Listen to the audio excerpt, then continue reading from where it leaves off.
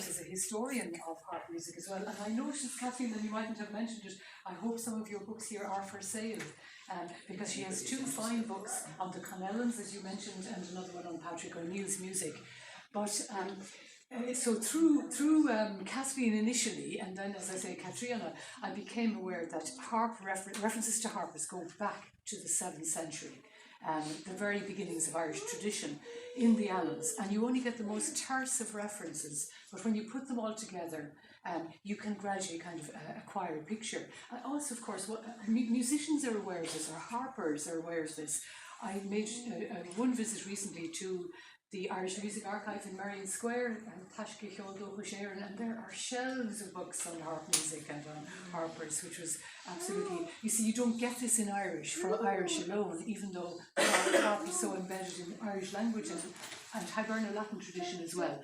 So, as I say, the annals references are really terse, but here's one.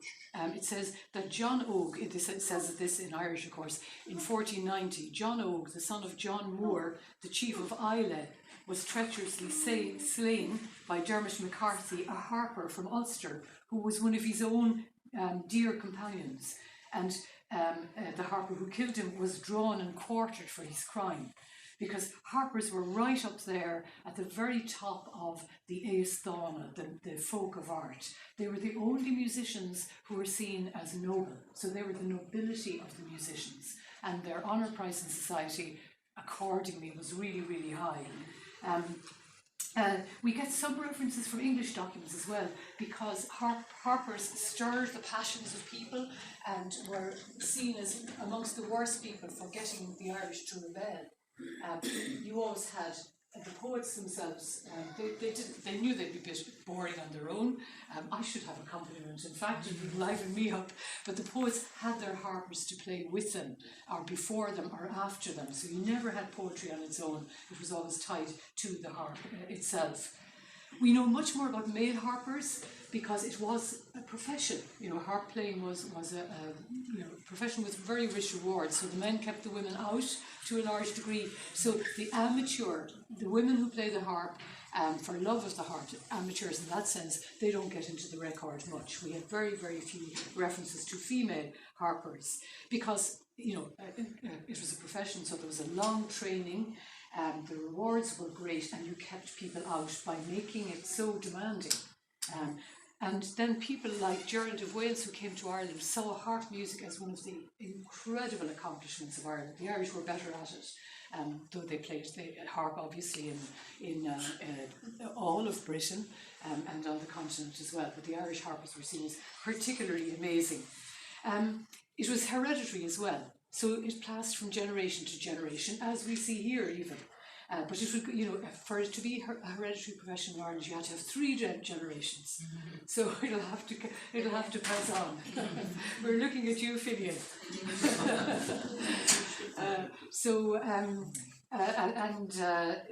The O'Kellys, for instance, of East Galway, the Lonergans were their hereditary harpers. We know this from a 13th century document for over many, many generations. And places were named for harpers because it was originally a endowed profession. They had hereditary lands. So you have places in Ireland called Harp Island or Cruite Island because harpers were there over generations. The harp was also used for choral, for the liturgy. So you would have had harps played in churches, and not surprisingly, you see harps then on the stone monuments on the high crosses as well. There were schools of harpers where they were trained, but we've very, very few references to them, and we've one very sad reference in the what is the date again? It's in 1329. There was a massacre which is recorded in the annals for 1329 when the Earl of Loughnane and 160 of his followers were all slaughtered, and it included O'Caroon, the famous timpanist and harpist, who was supreme in his art, mighty in precedence and excellence, and he lay in the same grave along with 20 other student timpanists, his students. So he had a school of at least 20 harpers in training, or at least 20 of them died. The tympanum, it's difficult, it's impossible to know exactly what that was, but there's a late Middle Irish poem that says the characteristics of the tympanum, are splendid bow playing and doubling and strumming. So it seems to have been a stringed instrument that was played with a bow. And then, of course, as well as all the professional harpers, you had all the amateurs. It was the noble. I think what you really need is the musicians like yourselves, because only musicians can actually take the wealth out of the music itself, what has survived, and then connect that up to the literature. It's a demanding thing to bring them all together, isn't it? Yeah. Thank you, Maureen. That was fascinating. You could talk. I wish I could play. I'd give it all to be able to play anything at all. So we continue with, since we're in very olden times, we'll continue with probably one of my favourite tunes by Cornelius Lyons.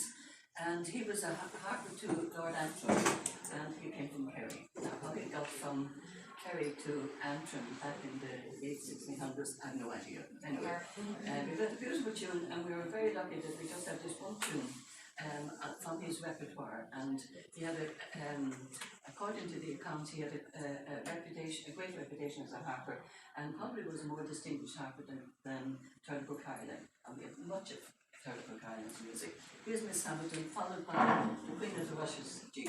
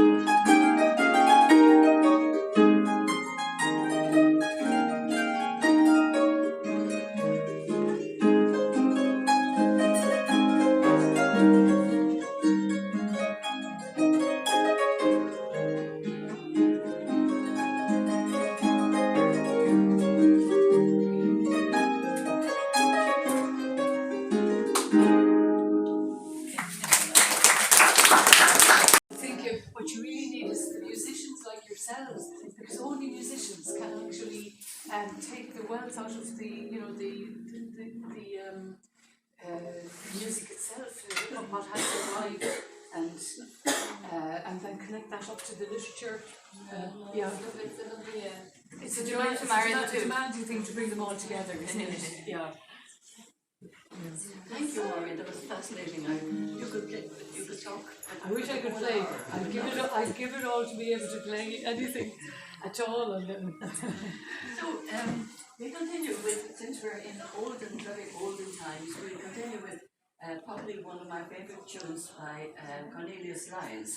And he was a harper to Lord Antrim, and he came from Kerry. Now, how he got from Kerry to Antrim back in the late 1600s, I have no idea. Anyway, we got a beautiful tune, and we were very lucky that we just had this one tune from his repertoire. And he had according to the accounts, he had a great reputation as a harper, and probably was a more distinguished harper than Turner's Ireland. And we have much of Turner's Ireland's music.